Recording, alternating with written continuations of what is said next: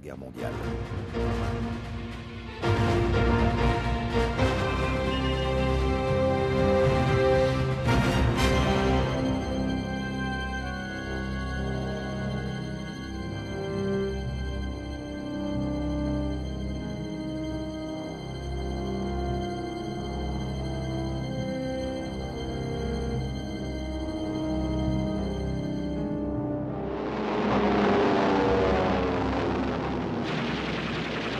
En Europe, la bataille qui se joue dans les airs est sans merci. Les Alliés et les Allemands se disputent âprement la maîtrise du ciel. Le nombre d'appareils abattus en vol, de pilotes tués ou capturés est énorme. Pendant les premières années du conflit, l'Angleterre, qui fait cavalier seul, voit ses rangs décimés. La probabilité pour qu'un aviateur britannique s'en sorte sain et sauf est alors inférieure à 50%.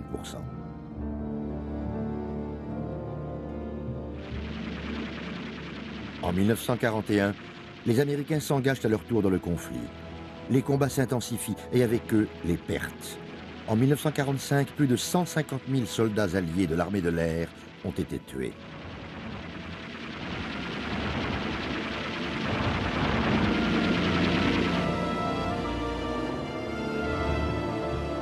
Pour les quelques heureux survivants à la chute de leur appareil, la descente en territoire ennemi marque le début d'une nouvelle vie.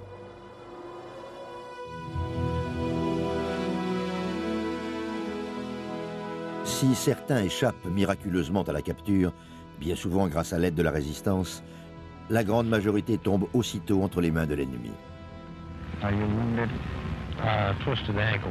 Twisted ankle, but that's all. You can walk, that's all.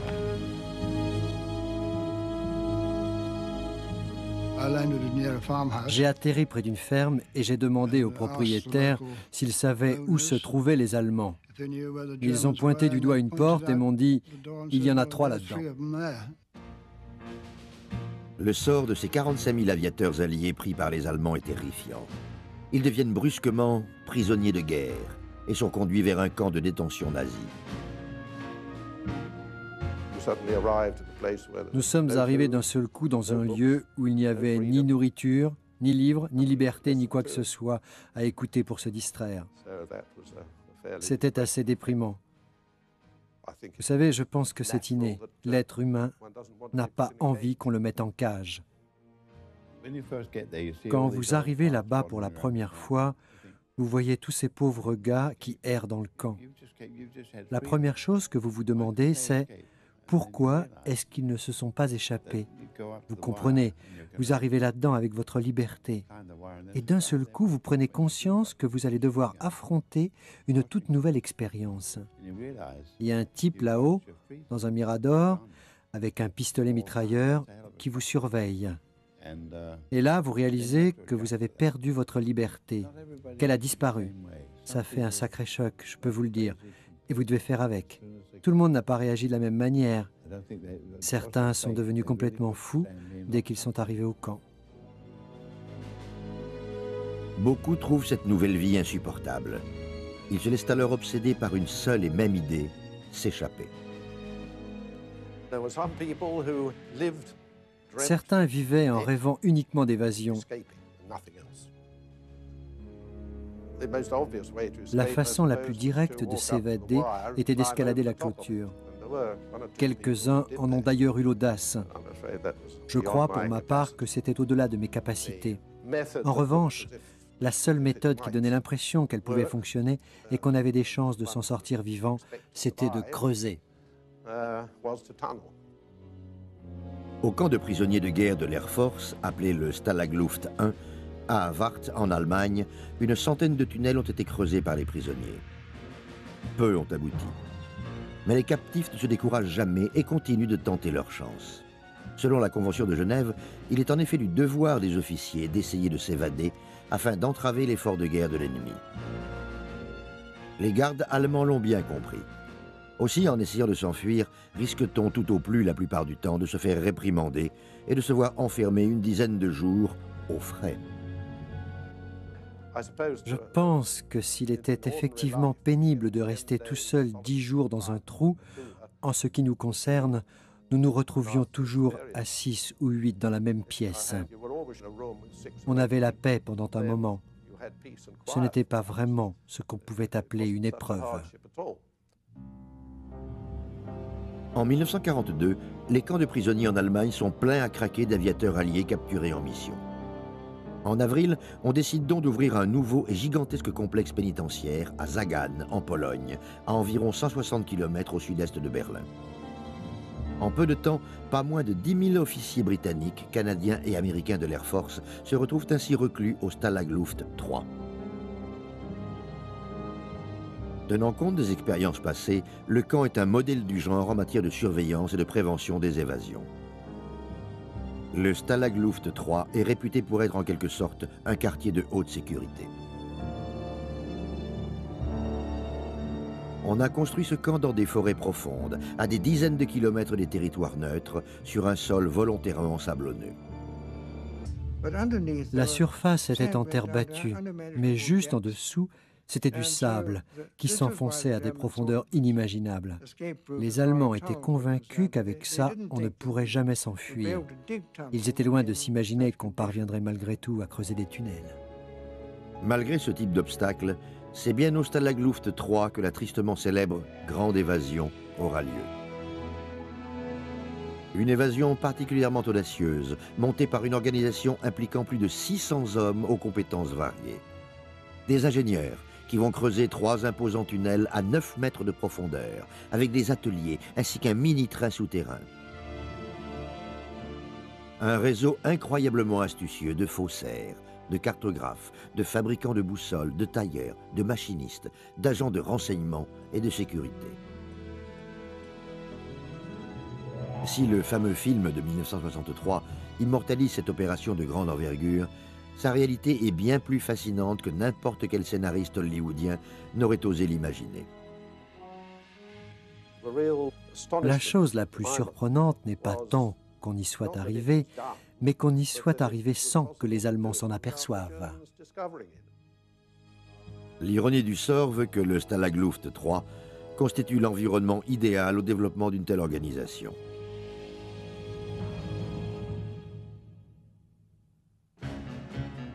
Adolf Hitler a en effet confié le commandement de la Luftwaffe, l'aviation militaire allemande, à son maréchal Hermann Göring. Celui-ci est un homme égotiste et puissant, à l'origine de la Gestapo et des premiers camps de concentration. Une part des responsabilités de la Luftwaffe consiste précisément en la garde des prisonniers de l'Air Force. Une perspective effrayante pour les Alliés. Cependant, Göring est un as de l'aviation de la Première Guerre mondiale. Il éprouve du respect pour les aviateurs, quels qu'ils soient. Aussi, c'est dans un faux élan de générosité qu'il a décidé que le Stalag Luft 3 ne serait pas un camp de concentration, mais un camp de prisonniers. Jimmy James a été capturé 10 mois seulement après le début de la guerre. Il a subi l'épreuve de 5 années de détention dans ces camps réservés à l'Air Force. Nous étions traités en général assez humainement. Il n'y avait aucun risque pour nous de finir en camp de concentration. Les camps de concentration étaient tenus par les SS, les sections spéciales d'Hitler, alors que les camps de prisonniers étaient gérés par du personnel militaire. En ce qui nous concerne, par la Luftwaffe. On s'est d'ailleurs bien entendu avec une partie de ce personnel. Je crois qu'on a eu beaucoup de chance de se retrouver dans un camp de ce type, en particulier au Stalag Luft 3. On nous avait dit que c'était le fin du fin pour les prisonniers de l'Air Force. Je pense que l'idée des Allemands était que le camp soit suffisamment confortable pour qu'il n'y ait aucun trouble possible. Nous resterions assis là, tranquillement, jusqu'à ce qu'ils gagnent la guerre. Bien entendu, ils se sont trompés. En vérité, les baraquements sont surchargés et les rations insuffisantes. Mais le véritable combat de cette vie carcérale se livre contre l'ennui, insoutenable, et contre la perte même de la dignité et de la liberté. En mai 1940, Des Neely est abattu en vol et fait prisonnier. Lui aussi passe 5 années extrêmement difficiles en captivité. Les Allemands ne nous donnaient qu'un repas par jour, de la soupe ainsi qu'un morceau de pain qui, je crois, nous durait 3 jours. Le soir, on jouait aux cartes, on espérait et l'on se parlait les uns les autres, en essayant de se remémorer le goût que pouvait avoir un bon beefsteak et ce genre de choses. Avant la guerre, John Cordwell est architecte. Afin de tenir le coup moralement, il dessine le journal de sa vie quotidienne en prison. Ce journal de bord des temps de guerre constitue un témoignage remarquable sur la vie au Stalag Luft 3.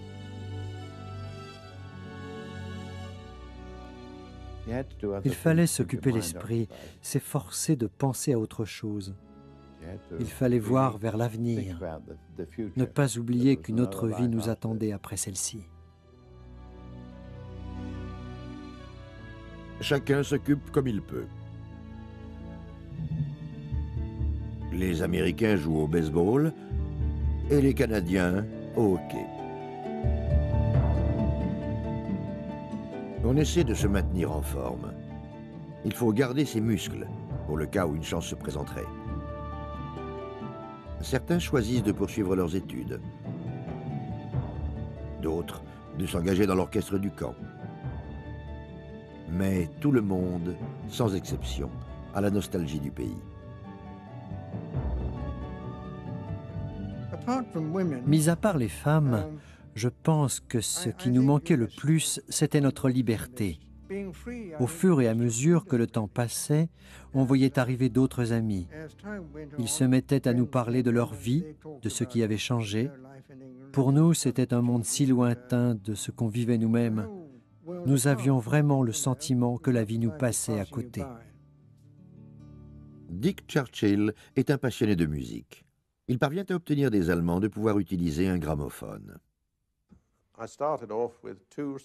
J'ai commencé avec 2 coffrets de disques de Tchaïkovski. L'un était sa 6e symphonie appelée la Pathétique, l'autre était Casse-Noisette.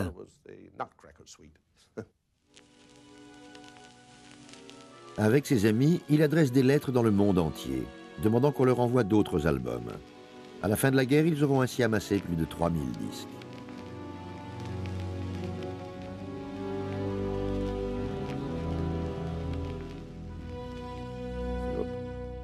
En nous plongeant dans la musique, on arrivait à faire en sorte que nos conditions de vie s'estompent un peu et passent à l'arrière-plan.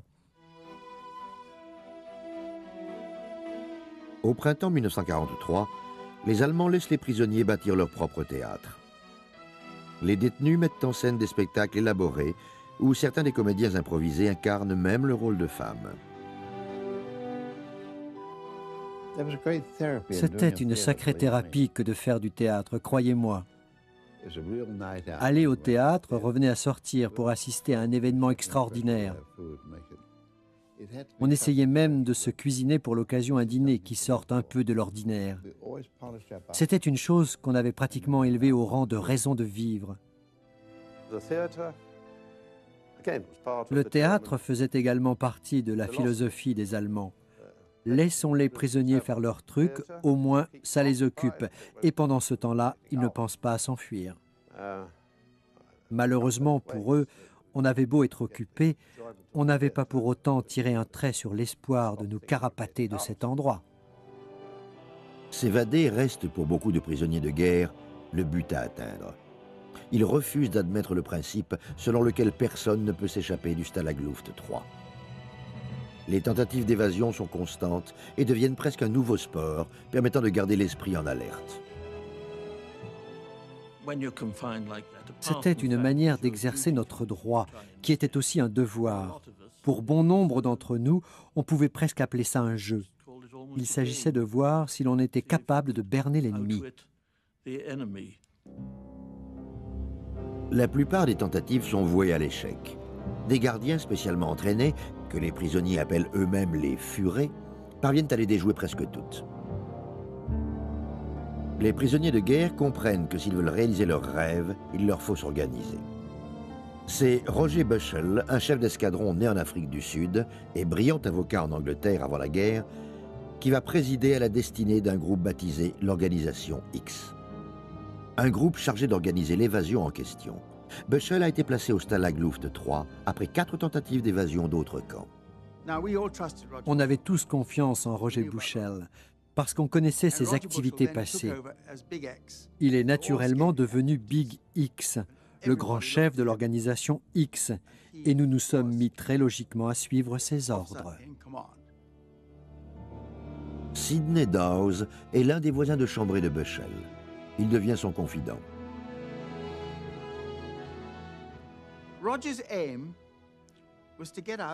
Le but de Roger était de faire sortir 200 officiers en même temps par un même tunnel. Il disait que ce type d'opération serait de taille à faire dérailler la machine de guerre allemande. Mars 1943. Le projet de Bushell est lancé. Toute l'année, plus de 600 hommes courageux vont consacrer le moindre instant de leur vie à un seul et unique but, la grande évasion.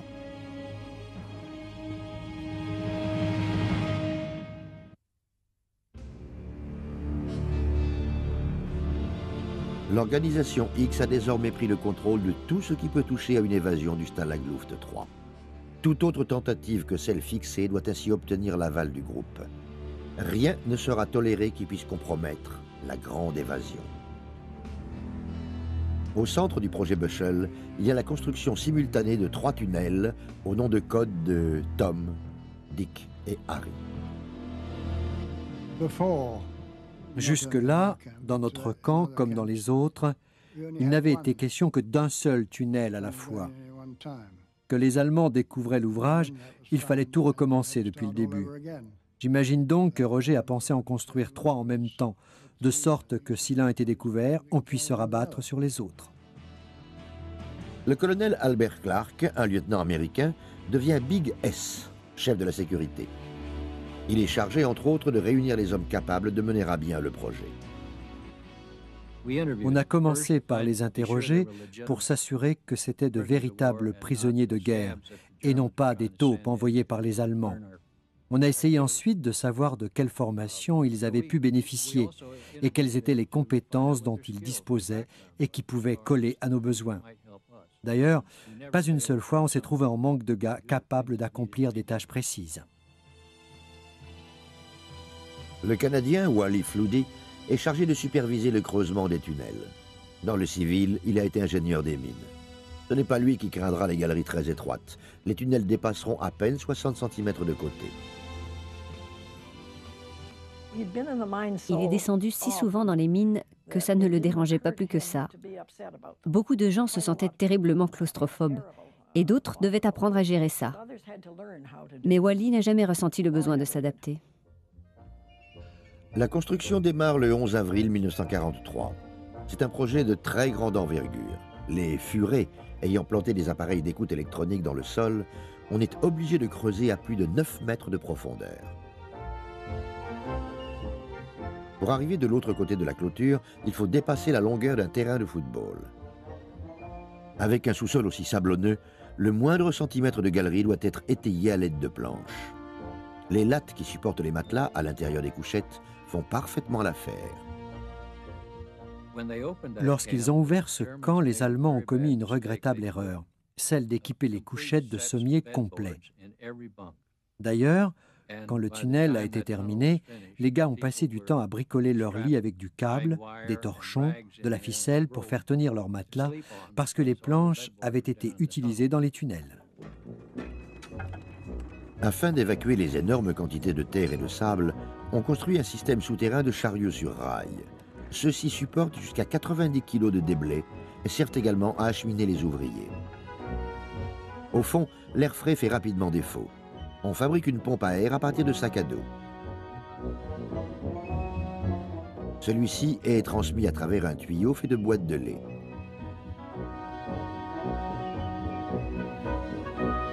Sous terre, on progresse lentement, environ 1,20 m par jour. Les mineurs travaillent par équipe de 2, à l'aide d'outils rudimentaires façonnés à la main.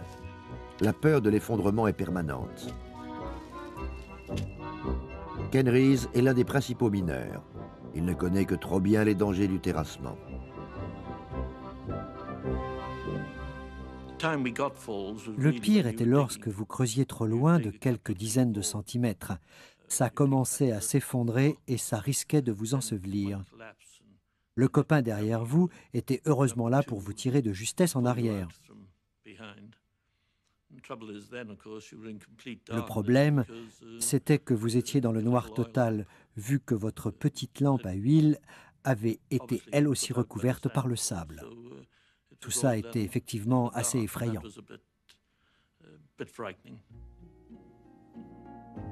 L'organisation X sait par expérience qu'une évasion ne peut réussir sans l'appui d'une équipe complète en surface. Le plus gros problème reste de savoir où évacuer le sable creusé. Les furets ont supprimé le rebord des plateformes supportant les baraquements. On ne peut donc plus rien écouler en dessous. De plus, le sable extrait est d'un jaune très clair, on risque de le remarquer. On trouve la solution en confectionnant des sacs à partir de serviettes de toilette que l'on dissimule sous ses vêtements. Les prisonniers ont obtenu la permission de cultiver de petits jardins. Les équipes de dispersion du sable, appelées les pingouins, répandent minutieusement le sable à travers ces jardins, pendant que d'autres camarades se chargent de l'étaler pour le mélanger à la terre. En décembre 1943, nos pingouins ont dispersé en tout 118 tonnes de déblais. Tout ça en 25 000 trajets et pour les 3 tunnels. La sécurité fait également partie des composantes essentielles de la réussite du plan. Le secret absolu doit être gardé. On ne parlait jamais des tunnels. S'il arrivait qu'on entende quelqu'un les évoquer, on lui sautait dessus pour le faire taire. Mais les simples mots de tunnel, sable, etc. étaient proscrits. De cette manière, on gardait toutes nos chances pour que les Allemands ne soient au courant de rien.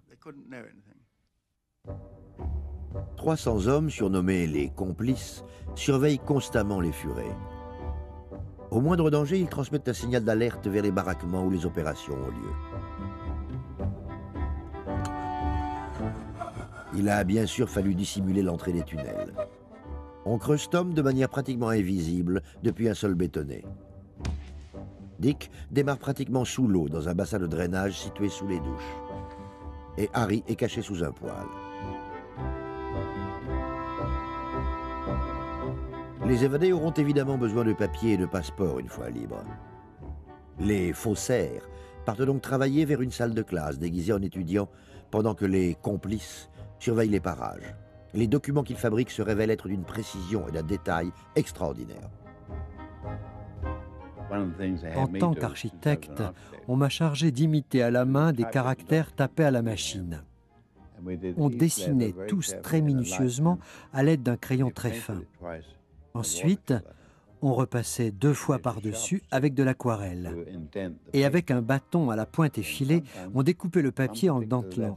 On faisait même en sorte quelquefois qu'une lettre particulière soit décalée, vous savez, comme sur une machine à écrire défectueuse ou une lettre d'éraille.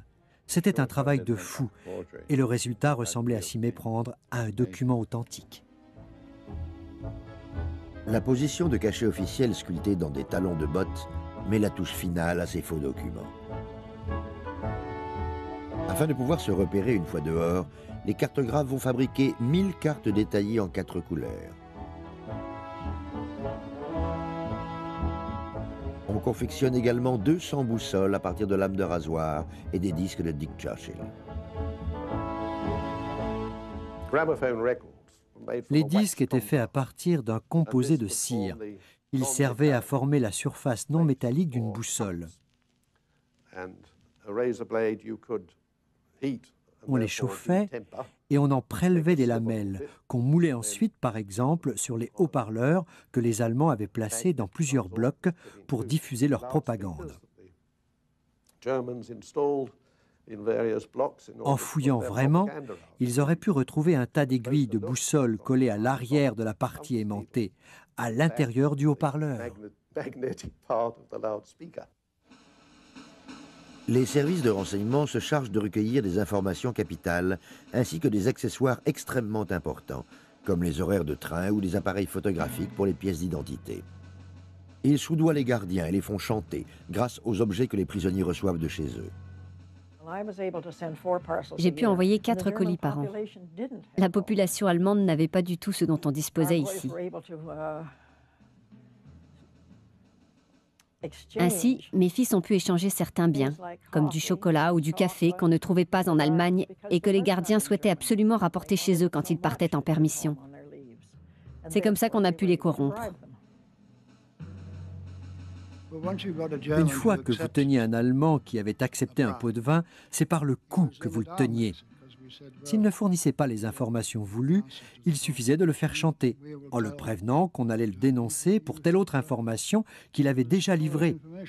Cela suffisait à la fois à nous assurer qu'il ne dirait rien sur nous et qu'il continuerait à nous renseigner. Le Canadien Keith Ogilvy a travaillé avec ce service de renseignement afin de trouver des documents officiels à reproduire. Un jour, le vieux sergent allemand qui s'occupait de notre groupe me tournait le dos avec son portefeuille qui dépassait de sa poche arrière. J'ai délicatement tiré sur le portefeuille, je l'ai passé à l'un des gars en lui disant d'amener ça à Roger et de le rapporter aussi vite que possible. On a donc photographié tous ces papiers. Quand notre copain nous a rapporté le portefeuille, on a tapé sur l'épaule du vieux en lui disant « Hé, regardez, on a retrouvé votre portefeuille par terre. » Le type s'est pratiquement évanoui. « Oh mon Dieu, si je perds ça, c'est le front de l'Est assuré pour moi. Je suis tellement content, tellement content. » Il ne savait plus quoi faire pour nous remercier. À partir des uniformes des prisonniers et de leur couverture, les tailleurs confectionnent des tenues de civils. On y rajoute des poches cachées pour y dissimuler la nourriture pour le trajet. On va même jusqu'à équiper 2 futurs fugitifs d'uniformes allemands faits maison. On avait habillé l'un de nos camarades en sergent allemand. On lui avait fabriqué un fusil à partir de pièces de bois. Et à moins de prendre l'arme pour l'examiner de plus près, il était impossible de la différencier d'une vraie. Jusqu'à la fin août 1943, on continue de creuser au nez et à la barbe des Allemands. Cependant, l'organisation a remarqué que l'on construisait un nouvel ensemble de baraquements. Il s'agit en fait de déplacer d'ici quelques mois les prisonniers américains. Bon nombre d'entre eux ont travaillé dur sur le tunnel et personne ne veut les voir rater leur chance de s'enfuir. On décide alors de concentrer ses efforts sur Tom, le tunnel le plus court. On cesse de creuser Harry et Dick sert à évacuer le sable. Il faut mettre les bouchées doubles si l'on veut s'évader avant que le nouveau complexe ne soit terminé. Les furets suspectent bien quelque chose. Mais la sécurité est si bien assurée qu'ils sont incapables de trouver la moindre preuve. À la mi-septembre, Tom est pratiquement terminé. Certains des prisonniers pensent même qu'ils passeront Noël en famille. Mais leur rêve tourne court. Un furet découvre tout à fait par hasard l'entrée du tunnel. Ils étaient en train de discuter et l'un des gardiens jouait plus ou moins en même temps avec un long pic de fer qu'il tapotait contre le sol. Le pic a fini par fissurer la trappe et par la traverser. L'Allemand a tout de suite compris de quoi il s'agissait. Voilà. On avait enfin trouvé ce qui se tramait. Nous étions tous tristes parce que ça aurait été une superbe évasion. On était déjà à au moins 6 mètres à l'intérieur des bois et on aurait pu faire passer 200 hommes sans aucun problème. Cette découverte est pour eux un choc terrible. Les Américains viennent de perdre leur chance de s'évader. Les furets ont remporté une manche. Mais Roger Bushell avait prévu cette possibilité. Et l'organisation dispose encore de 2 tunnels.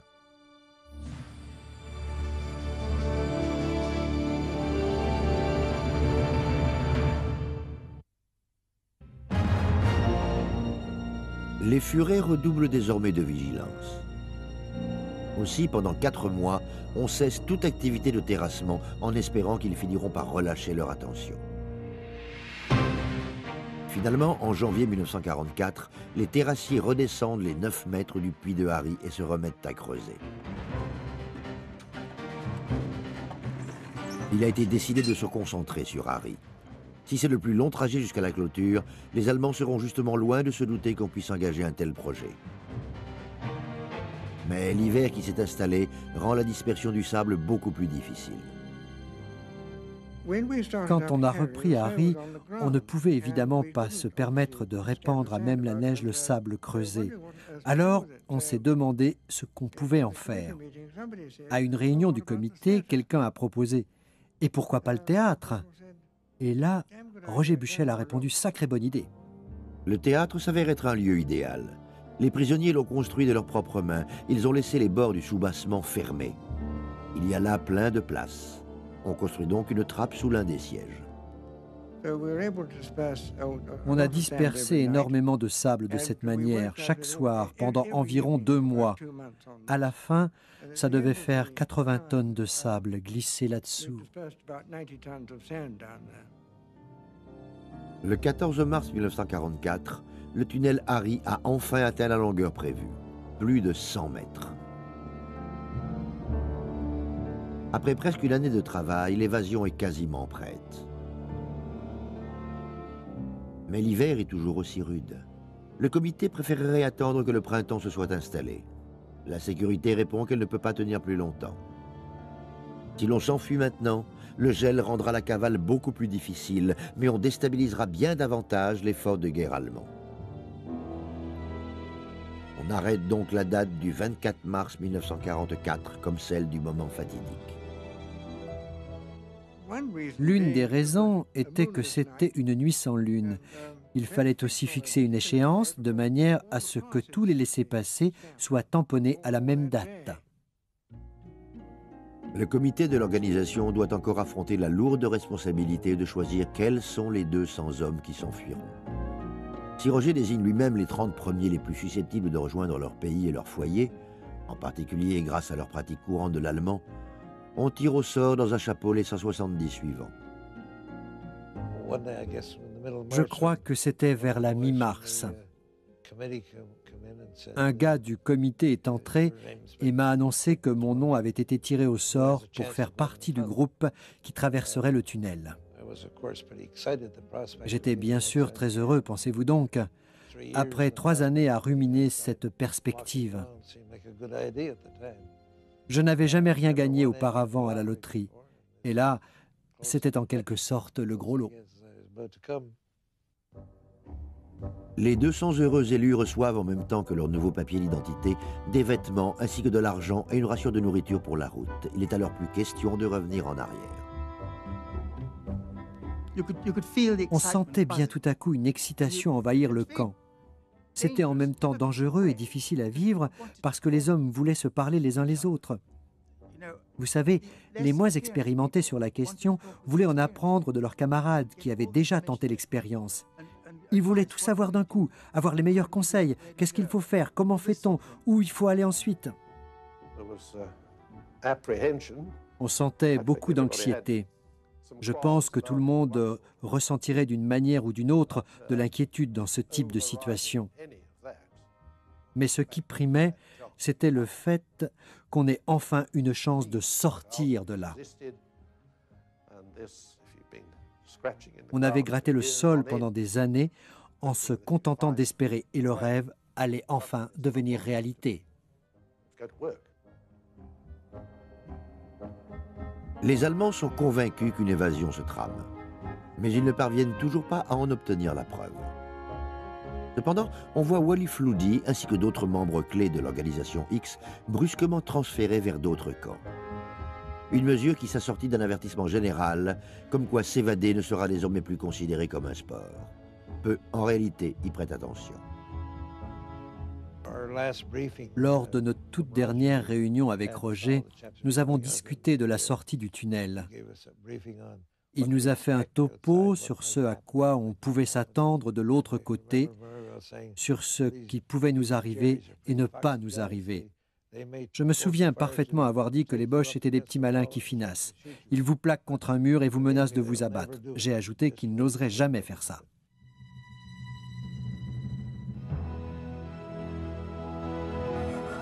Nous sommes au soir du 24 mars, point culminant d'années de labeur et d'intenses préparatifs.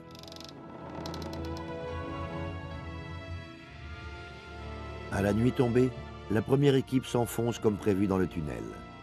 Mais elle se heurte bientôt au premier d'une malencontreuse série d'obstacles. L'une des choses les plus importantes que nous ayons oubliées était qu'il y avait énormément de neige par terre et qu'en dessous, c'était de la glace. On n'avait pas prévu que la glace recouvrirait notre trappe de sortie dans les bois. Et l'on n'avait pas non plus d'objet pour faire office de pic à glace. On a perdu comme ça 1h30. Je crois qu'on devait sortir vers 20h30 ou 21h. En réalité, la première personne a mis le nez dehors à 22h30.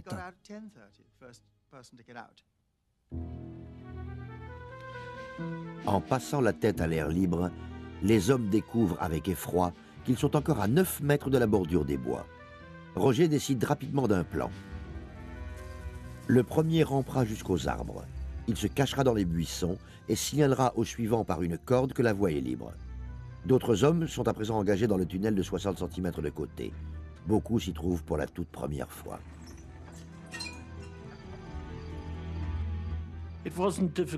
La chose n'était pas difficile pour ceux qui l'avaient creusé. Ils avaient eu le temps de s'y habituer. Mais vous imaginez la différence pour ceux qui ne l'avaient jamais vu auparavant. Ils étaient tout à coup confrontés à cet étroit passage qui disparaissait au loin. 1 ou 2 gars ont d'ailleurs été pris de panique. Certains ont voulu emporter trop de choses avec eux. Ils heurtent les planches qui étaient la galerie, provoquant de nombreux affaissements qui ajoutent encore au retard. Les gens me demandent parfois « Qu'avez-vous fait pendant que vous étiez allongé dans le tunnel ?» On est resté allongé comme ça, 3/4 d'heure environ, à attendre que devant ils réparent le haut du tunnel. Alors je leur réponds simplement « Je suis resté allongé ». Pour rendre la progression plus facile, on a tiré une ligne d'éclairage à partir de câbles volés et branchés sur l'électricité du baraquement. Mais vers minuit, un raid aérien sur Berlin occasionne une coupure de courant, retardant encore l'évasion de 35 minutes. La progression est lente, mais les hommes atteignent peu à peu l'extrémité du tunnel.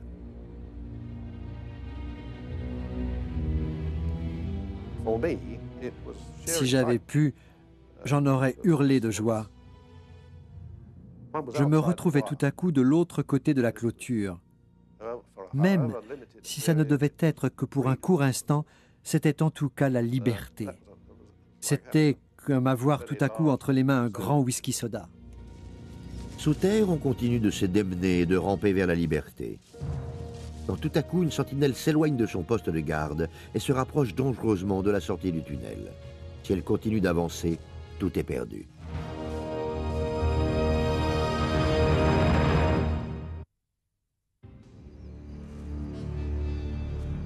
À 4h55 du matin, 76 hommes sont déjà sortis. Mais une sentinelle s'avance dangereusement vers la trappe du tunnel. J'étais le numéro 76. Je me trouvais allongé au sol, regardant d'un côté vers le tunnel, de l'autre vers le garde, qui n'arrêtait pas de se rapprocher. Je me disais, mon Dieu, pourvu qu'il cesse d'avancer comme ça, pourvu qu'il revienne sur ses pas. Mais il a continué de marcher jusqu'à ce qu'il se retrouve pratiquement à l'aplomb du trou. Celui qui était juste en dessous et qui attendait pour faire sa sortie a bondi alors vers les arbres. À partir de là, je crois que ça a été la débandade. La sentinelle tire alors que Kisogilvi s'enfuit dans les bois. Je m'étais lancé à mon tour dans le tunnel. Je devais en être à la moitié du parcours quand j'ai entendu un coup de feu. Je ne pouvais pas tourner dans l'autre sens, alors j'ai rebroussé chemin à reculons et je suis remonté dans le baraquement où c'était un véritable bazar. Tout le monde brûlait ses papiers et se gavait de rations qui avaient été distribuées pour la fuite parce qu'on savait que ça allait nous être confisqué.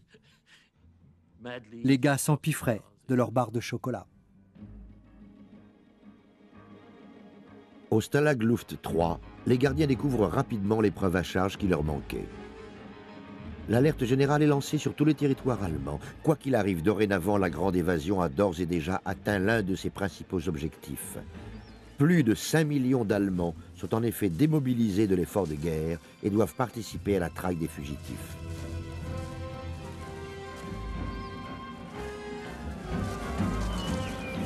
Les évadés sont maintenant rendus à leur liberté. Beaucoup, comme Dick Churchill et Keith Ogilvy, traversent à pied les interminables forêts gelées, espérant pouvoir parcourir les 160 km qui les séparent de la frontière. Mais ils sont bientôt trahis par le mauvais temps. Les hommes que les Allemands rattrapent sont épuisés et gelés. D'autres fugitifs comme Sidney Downs, Jimmy James et Des Neely se risquent à prendre le train. Mais sous l'œil inquisiteur des Allemands, ils ne tardent pas à être démasqués. On m'a interrogé dans le train et je pensais m'en sortir plutôt bien. En vérité, je me suis fait prendre. J'ai demandé alors où est-ce que j'avais eu faux. Et l'on m'a avoué que ce qui m'avait trahi n'était pas ce que j'avais répondu. J'avais été effectivement convaincant, mais c'était la photo prise en tenue d'évasion. On m'a dit comme ça, vous portez sur cette photo exactement la même chemise et la même cravate que celle que vous avez là. Et ce ne sont pas des choses qu'on rencontre dans la réalité. Sur les 76 évadés du tunnel, seuls 3 retrouveront leur liberté. L'un d'entre eux rejoint la Hollande par le train, pendant que les 2 autres sautent à bord d'un cargo suédois. On rassemble les hommes et on les met sous les verrous. La plupart s'attendent à retourner au Stalag Luft 3 et à passer un bon bout de temps au frais. Mais cette tentative est différente des précédentes. Hitler lui-même a été informé de l'évasion massive. Il est furieux. Il donne l'ordre à la Gestapo d'abattre la totalité des prisonniers. Göring parvient néanmoins à convaincre le Führer qu'une telle décision risquerait de déclencher des représailles de la part des Alliés contre les prisonniers allemands. On décide alors que 50 fugitifs seront exécutés.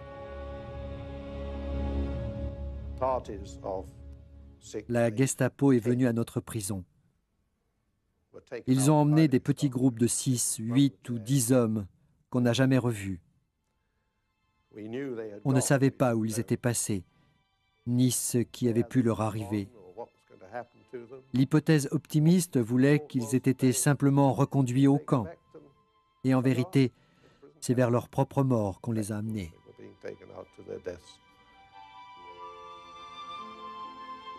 On ramène chaque groupe vers le Stalag Luft 3 par la route. Pendant le trajet, les voitures s'arrêtent et l'on demande aux prisonniers de descendre ou se dégourdir les jambes. C'est le moment choisi pour qu'un agent de la Gestapo s'avance dans leur dos et leur tire dans la nuque. Personne ne sait exactement sur quels critères on a choisi les 50 condamnés à mort. Aucune logique n'a guidé cette décision. Roger Bushell a été exécuté, alors que Wednesday, officier de la Royal Air Force, a été épargné. La plupart des 23 fugitifs survivants retournent au Stalag Luft 3. Là, on les informe officiellement de l'horrible nouvelle.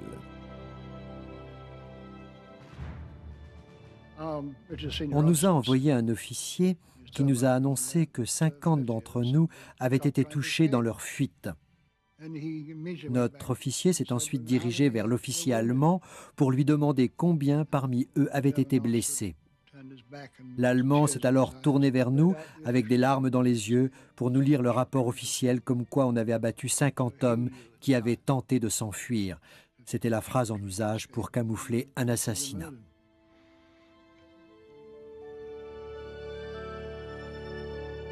Plusieurs semaines plus tard, on remet aux prisonniers les urnes contenant les cendres des victimes.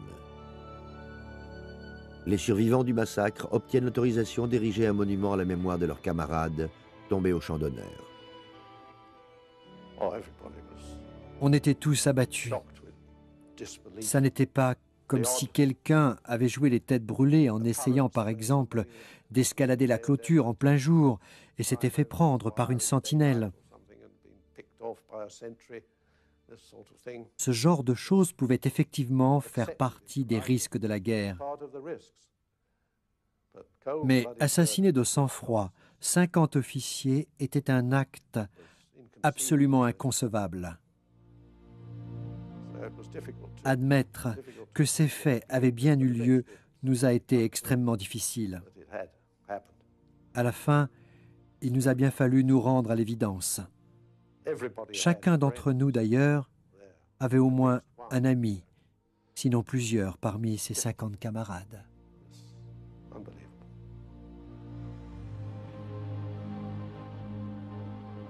Malgré toute l'horreur de la chose, les tentatives d'évasion se poursuivent.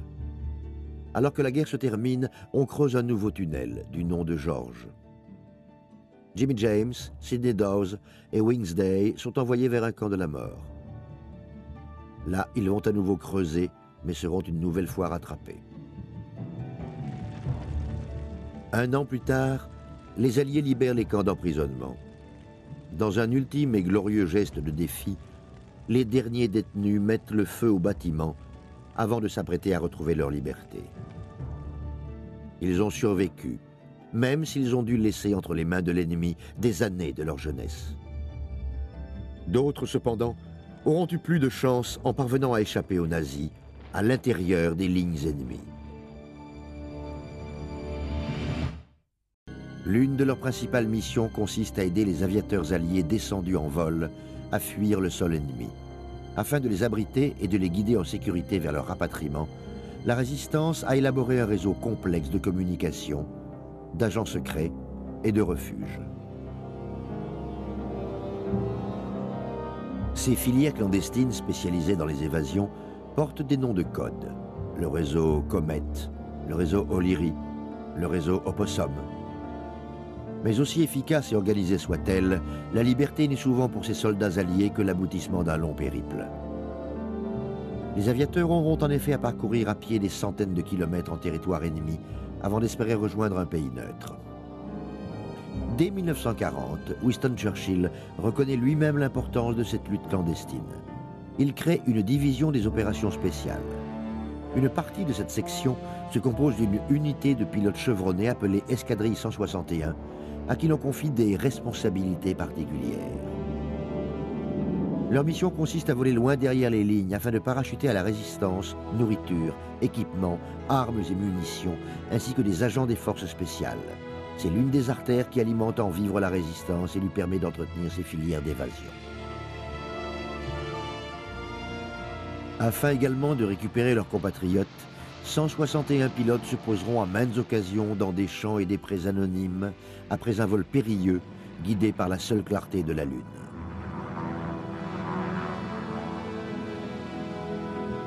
S'ils savent que les dangers qu'ils affrontent sont immenses, ils ne restent pas moins fermement engagés dans leur mission. En 1943, Hugh Varity, un ancien pilote spécialisé dans la chasse aérienne nocturne, se porte volontaire pour rejoindre cet escadron. En 1942, j'étais déjà père de 2 enfants. L'idée qu'ils puissent se retrouver sous la domination des nazis m'était insupportable. On devait donc faire tout ce qui était dans nos moyens pour empêcher ça. Le pilote Lewis Hodge fait partie de cette escadrille 161. Il se souvient de l'extrême importance des opérations. Touché en vol dans le nord de la France, il a miraculeusement réussi à marcher sur 1300 km avant de rejoindre la frontière espagnole. Je me rappelle parfaitement ma traversée à pied des Pyrénées.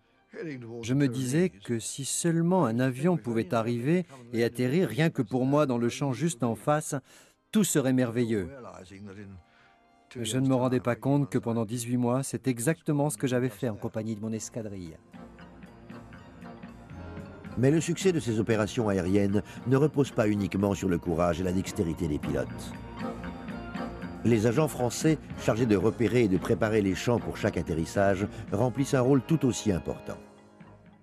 Il fallait premièrement un pré qui fasse environ 1 km de long et qu'on puisse facilement protéger en postant des gardes tout autour.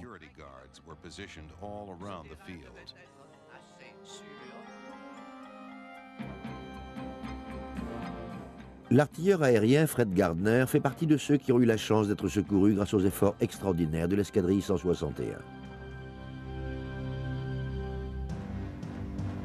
En 1943, il est à son poste à bord d'un bombardier Lancaster quand son appareil est touché au-dessus de la Belgique. Des Messerschmitt allemands nous ont attaqués. On s'est fait descendre en flammes. Et par chance, on a réussi à s'en sortir, sauf 3 camarades qui se sont fait tuer. Dans sa chute, Gardner a perdu ses chaussures. Il se pose dans un champ. Il fait nuit noire. Là, enveloppé dans son parachute, il attend le jour. Au petit matin, il commence à chercher alentour s'il peut trouver de l'aide. J'avais très mal aux pieds. Au bout d'un moment, je suis arrivé dans un petit village. En descendant la rue principale, j'ai entendu que des véhicules de transport approchaient et je me suis dit que ça pouvait bien être des Allemands. La population n'avait pas encore énormément de véhicules à moteur à l'époque. Je me suis donc précipité pour entrer dans la première maison qui se trouvait là. Et heureusement, parce qu'en regardant par la fenêtre, j'ai vu passer un camion militaire allemand qui transportait des soldats avec leurs fusils debout entre les genoux. Je suis sûr qu'ils partaient à notre recherche après le crash de notre Lancaster.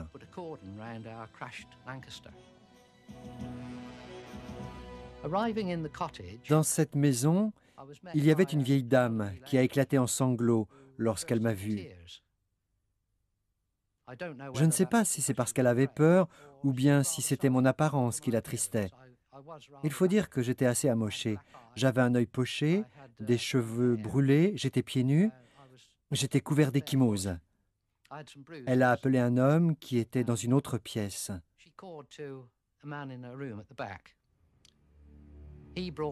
Il m'a apporté des chaussures et des vêtements en me recommandant de me mettre immédiatement en civil.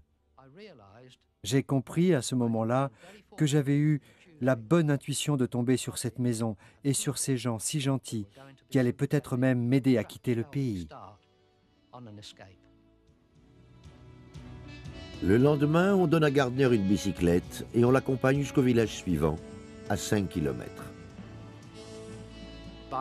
Je commençais à désespérer de pouvoir récupérer du sommeil.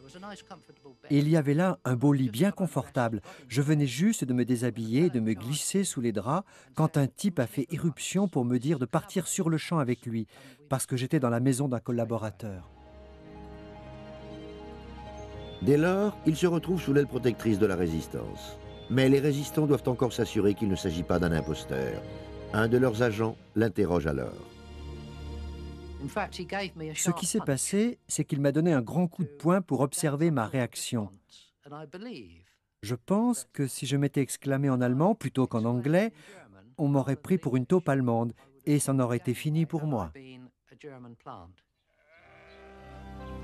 Le soir même, on emmène Gardner au presbytère du village où le prêtre l'héberge. Le lendemain soir, celui-ci lui remet une soutane comme nouvel habit. Il le conduit ensuite vers un lieu convenu et après avoir échangé une série de sifflements codés, le confie à un nouveau résistant. Ce résistant avait échappé à une embuscade des Allemands. Il était fiché et la Gestapo le traquait. Le fait de me retrouver avec lui ne facilitait donc pas les choses. Les deux hommes traversent prudemment les bois, mais soudain ils tombent sur un camp militaire allemand. On était près d'un baraquement et tout à coup une porte s'est ouverte en laissant passer de la lumière vers nous. Des soldats allemands sont sortis par grappes avec leurs fusils et mon compagnon m'a aussitôt poussé dans un fossé. On a attendu là, accroupi, pendant que les Allemands enfourchaient leurs bicyclettes. Ils sont passés juste à côté de nous. Là, j'ai réalisé que si on avait fait le moindre bruit, comme éternuer ou tousser, et s'il s'en était rendu compte, mon compagnon aurait probablement tiré, et c'en aurait été fini de nous deux. Gardner ne sait pas encore qu'il vient d'être pris en charge par le réseau Opossum, chargé de le faire passer en Espagne. Pendant 2 semaines, on le conduit parmi les dédales de l'organisation secrète. Pas une fois, il ne connaîtra la véritable identité de ses bienfaiteurs, ni les destinations vers lesquelles on le mène. Tous les gens impliqués dans cette chaîne d'entraide, d'un village à l'autre et d'une maison à l'autre, risquaient bien sûr leur vie pour moi. J'étais tout à fait conscient que si on les attrapait, ça pouvait être la mort pour eux, alors que pour ma part, j'aurais pu m'en tirer avec le statut de prisonnier de guerre. On fournit à Gardner une fausse identité. Il s'appellera désormais Jean-Joseph Jacques. Un taxi l'emmène auprès d'une résistante qui l'accompagne à travers la forêt jusqu'à la frontière franco-belge. Là, un autre guide le prend en main avec une autre personne. Il les conduit tous deux à la gare de Sedan. Le guide leur a ordonné de l'attendre à la table d'un restaurant pendant qu'il achète des billets de train. Tout à coup, des soldats allemands sont venus s'asseoir à la même table. Ils ont posé leurs pistolets mitrailleurs par terre contre le banc. Il ne fallait pas qu'on prononce le moindre mot. En sortant de la gare, notre guide, qui avait compris la situation, nous a fait signe de nous éclipser discrètement. La chance lui a à nouveau souri. Après un voyage quelque peu tendu, il descend à Reims. Il est en territoire ennemi depuis plus d'un mois à présent. Pourtant, s'il s'en est miraculeusement bien tiré jusque-là, il se trouve encore à plus de 800 km de la frontière espagnole, où la liberté l'attend. L'étape suivante est en lieu sûr, dans la petite ville de Fismes, où une famille le prend sous sa protection. C'est chez eux qu'on nous a annoncé qu'on allait peut-être sortir de France, grâce à un avion qui devait arriver avec des agents et un chargement destiné à la résistance. J'ai appris la nouvelle avec un de ces bonheurs. Après plusieurs fausses alertes, Gardner apprend enfin qu'un vol est prévu pour le 13 septembre. On lui demande de se tenir prêt à partir pour 23 heures. On a marché dans l'obscurité jusqu'au champ où devait avoir lieu l'atterrissage. On nous avait demandé de rester complètement silencieux et de marcher l'un derrière l'autre en gardant une certaine distance entre nous. En approchant du terrain, on a vu l'appareil arriver au-dessus de nos têtes. Soit il était en avance, soit c'est nous qui étions en retard. Le pilote, qui attend en tournant au-dessus du champ, n'est autre que Hugues Varity. Le délai fixé tire à sa fin. S'il ne reçoit pas sous quelques instants le signal prévu, il sera contraint d'abandonner la mission. J'effectuais des cercles au-dessus, pas exactement au-dessus du champ, mais je revenais régulièrement pour voir s'ils étaient enfin arrivés. J'ai attendu comme ça environ 1 heure. On a couru sur les 400 derniers mètres qui nous séparaient de la piste d'atterrissage. Il a fallu encore allumer les torches. Après un dernier tour, le pilote a effectué sa descente, pendant qu'on nous demandait de patienter à l'abri. Il a fait un très bon atterrissage et puis un demi-tour vers le début de la piste, de manière à se tenir prêt à décoller. Quelques minutes plus tard, on s'élevait dans les airs pour rentrer chez nous.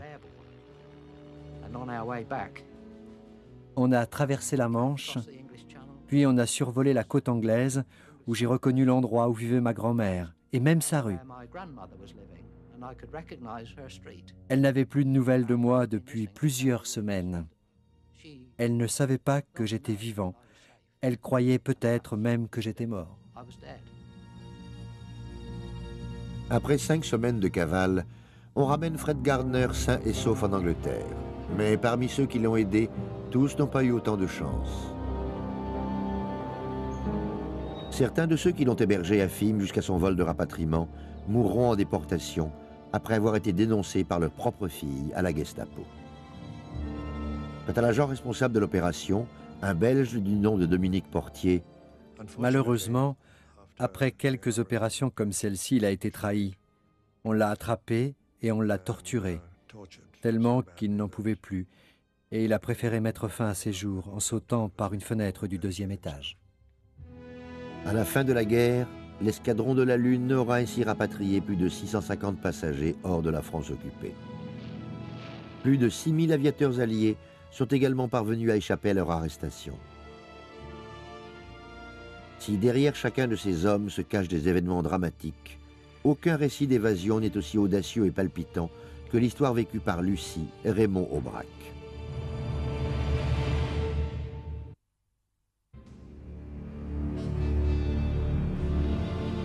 Au fur et à mesure de l'avancée du conflit, les actions de la résistance s'intensifient. Les résistants restent en permanence confrontés au spectre de la brutalité et de la torture nazie. Ils savent que s'ils sont pris, ils mourront.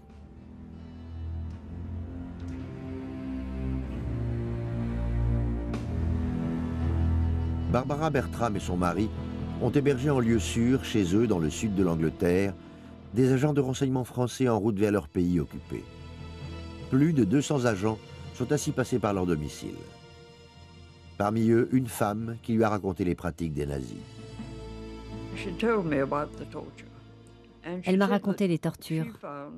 Elle m'a dit que beaucoup de gens étaient d'accord avec elle pour penser que les petites choses étaient les pires, comme le fait d'arracher les dents ou bien les ongles, ou encore d'enfoncer